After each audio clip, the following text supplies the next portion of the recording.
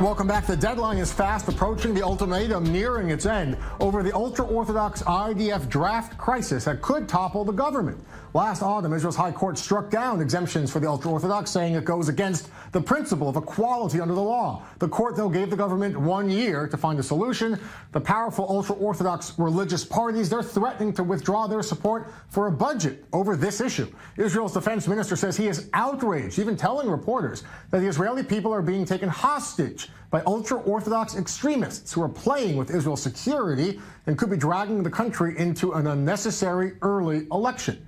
Joining us once again is our diplomatic correspondent, Mike Ragenheim. Mike, give us an update into this coalition crisis. Could there be a compromise on this issue, and what would a compromise look like?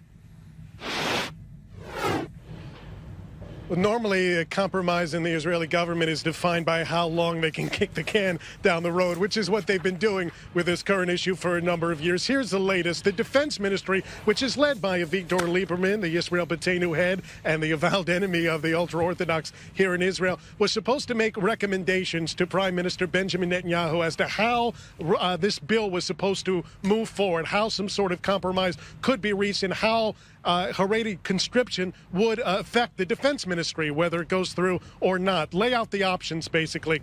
The recommendations were delayed for about a week, but they finally went to the prime minister yesterday. He's going to take a few days to read them over, look them over with defense minister Avigdor Lieberman, make any last-minute changes, and then send it to the gatekeeper of the Israeli parliament, the Ministerial Committee for Legislation. The committee will then get together this coming Sunday and figure out if they can move forward with the legislation. Keep in mind, if the ultra-Orthodox party, United Torah Judaism, doesn't like it and they say, no, there's no way this can pass, it becomes very unlikely that anything can get done before the end of the summer session, which is just about a week and a half away, and that could, again, cause threats and problems and possibly the end of the coalition, though it's likely the issue will simply be kicked into the next session. Mike, tell us quickly, how frantic will this week of last-minute negotiations be then? We're hearing strong words from coalition partners, from the defense minister, really attacking the ultra-religious parties.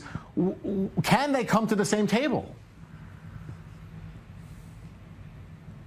They can come to the same table. They should probably have somebody sitting in between them, though. But it's the same threats that were issued during the last session as well. It all came down to the wire, and they agreed to leave it up to other people to try to resolve the issue. United Torah Judaism says that they don't mind going to elections. They'll be just fine. Polling says that may not necessarily be true. Yisrael Beitenu is not necessarily all that strong in the polling right now either. Neither side really has a real incentive to go to elections, but this is something both the Avigdor Lieberman, the head of Yisrael Beitenu and the Defense Ministry, and United Torah Judaism head Yaakov Litzman of the Health Ministry, they both feel incredibly strongly that they should get their way with this particular issue, and neither one seems willing to back down. All right, we'll see how it goes in the days ahead.